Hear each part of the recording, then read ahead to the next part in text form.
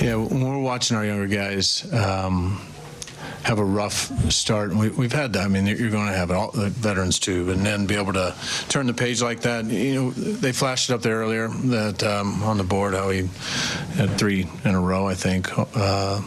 Quality starts, and that puts yourself in a bind to be able to think you're going to get through the 6th and be able to keep the runs down after you give up 2 in the 1st. But I love the style of pitching that he had. He didn't have his fastball early, and man, he's learned the lesson of the importance of his breaking ball, because his breaking ball got him back into counts, and it really wasn't until the 4th that he found his fastball. And once he did, then he was so unpredictable, and I'm really impressed with just his overall usage. He's understanding the value of the breaking ball. He understands well-placed fastballs all of a sudden make that change-up the kind of swing and miss pitch that he wants, instead of just flooding them with change-ups. And he's making some huge strides forward and did a great job of just staying the course.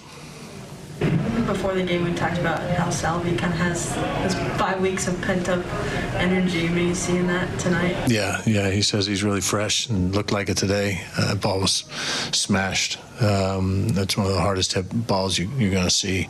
That's just a real nice job of, kind of taking what they're giving us right there. Nicky being able to get on base a couple times via walk and putting pressure on the base paths, guys all day long, just pressure, and then you never know how that influences the kind of pitches the guys behind you are going to get, and then Sal gets in there, an opportunity to do damage, and that's what he does.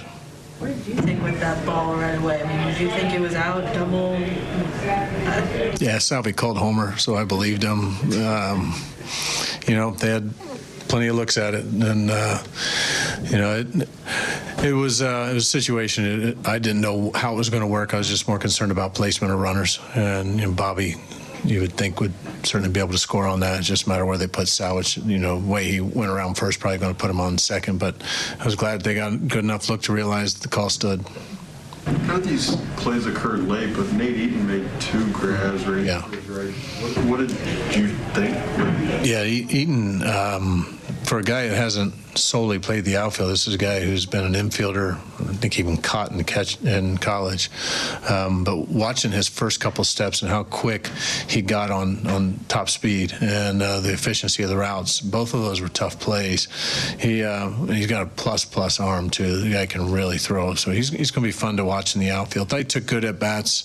Michael Massey, it was good to see good at bats from Vinny today. Getting the sac fly, watching early on, Salvy get him over, get the stolen base, get him over, get him in. And we talk about that a lot, how important that is for our club.